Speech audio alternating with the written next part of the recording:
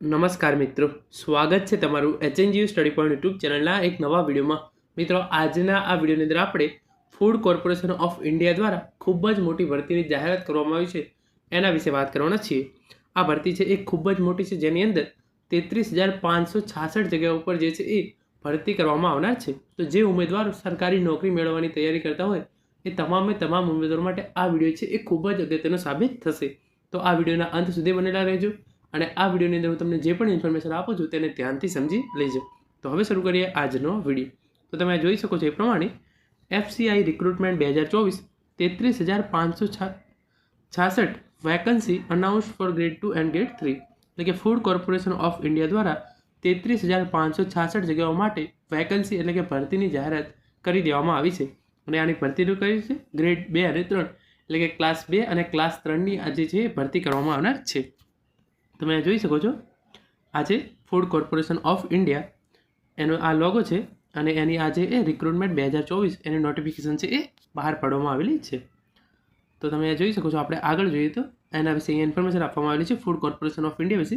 આપણે એ અત્યારે ધ્યાનમાં લેતા નથી, પરંતુ આપણે અહીંયા જોઈએ છીએ મેઇન. તમે જોઈ શકો છો આ ભરતી કોના દ્વારા બહાર પાડવામાં આવેલી છે? ફૂડ કોર્પોરેશન ઓફ ઇન્ડિયા દ્વારા. કેટલી જગ્યાઓ માટે બહાર પાડવામાં આવેલી છે? 33,566 જગ્યાઓ માટે.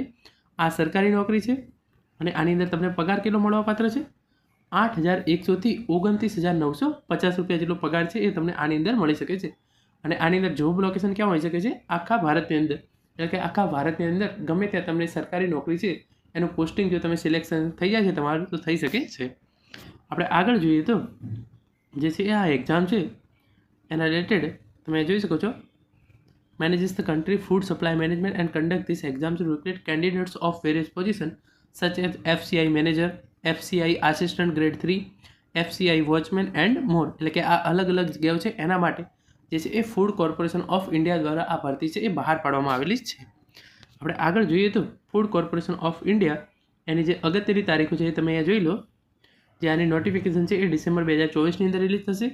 એના ઓનલાઈન ફોર્મ છે એ જાન્યુઆરી 2025 આજુબાજુ ચાલુ થશે અને આની જે એક્ઝામ છે એ જાન્યુઆરી 2025ના ગાળાની અંદર લેવાના છે. અને પછી આપણે વાત કરી લઈએ તો આ વેકેન્સીની તમે અહીંયા જોઈ શકો છો. જે FCI કેટેગરી 2 એટલે કે વર્ગ 2ની ભરતી છે એની અંદર 6,221 જગ્યા છે અને FCI કેટેગરી 3 એની અંદર 27,345 જગ્યા ઉપર જે છે એ આ ભરતી બહાર પાડવામાં આવનાર છે. ફૂડ કોર્પોરેશન ઓફ ઇન્ડિયા દ્વારા વર્ગ 2ની 6,221 અને ફૂડ કોર્પોરેશન ઓફ ઇન્ડિયા દ્વારા વર્ગ 3ની 27,345 જગ્યા ઉપર અરજી મંગાવવામાં આવેલ છે. અને આની જોઈએ તો આપણે કુલ જે છે ભરતીની સંખ્યા છે એ છે 33,566. હવે તમને કયા કયા પ્રકારની પોસ્ટ છે એ એના માટે જે છે એ ભરતી મંગાવવામાં આવેલી છે તો તમે જોઈ શકો છો.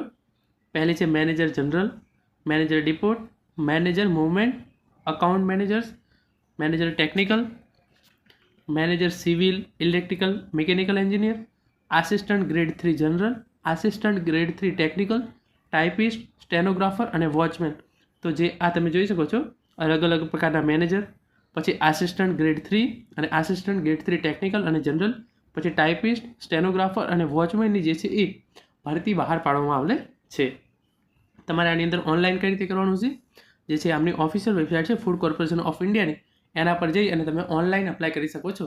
હજુ સુધી આ ભરતી માટેના ફોર્મ ભરવાના શરૂ થયા નથી, પરંતુ જ્યારે પણ ફોર્મ ભરવાના શરૂ થશે તો એની માહિતી છે તમને HNGU study point YouTube channel દ્વારા પૂરી પાડવામાં આવશે.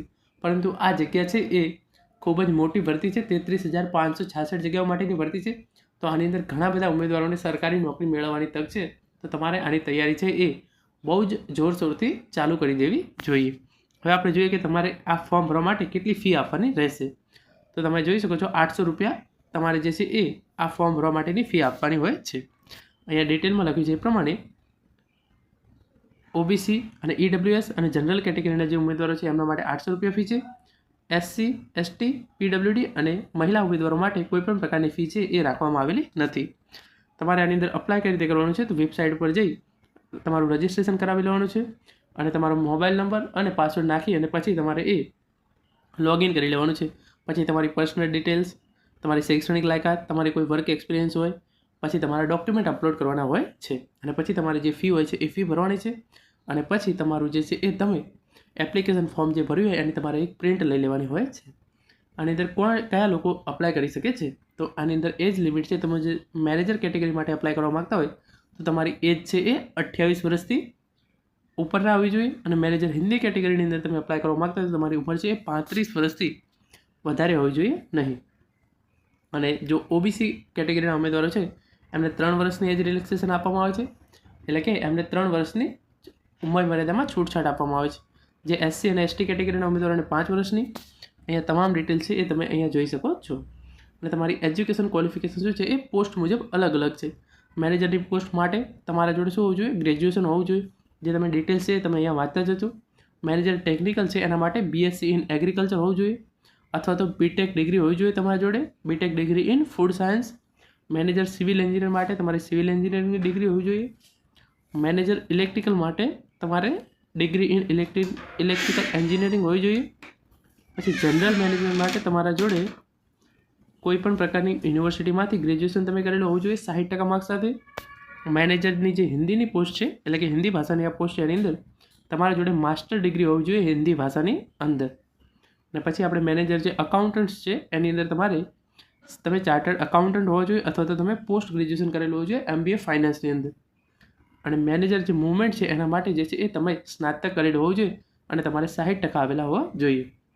આની જે એક્ઝામ ડેટ છે એ જાન્યુઆરી 2025ની અંદર આવી શકે છે. અને સિલેક્શન પ્રોસેસ શું છે?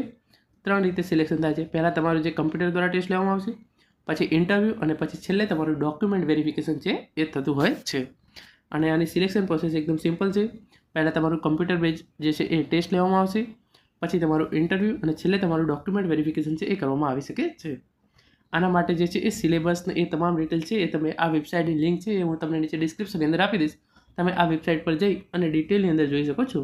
આની અંદર મેઇન તમારે રિઝનિંગ એબિલિટી કરવાનું હોય છે, પછી કરવાનું હોય છે ઇંગ્લિશ લેંગ્વેજ, પછી જનરલ સ્ટડીઝ, પછી ન્યુમેરિકલ એબિલિટી. જે આ તમામ જે છે એ 4 મેઇન ટોપિક છે તમારે એ પ્રિપેર કરવાના હોય છે. અને આની અંદર કઈ પ્રકારની એક્ઝામ માર્ક્સ છે એ બધું છે તમે જોઈ શકો છો.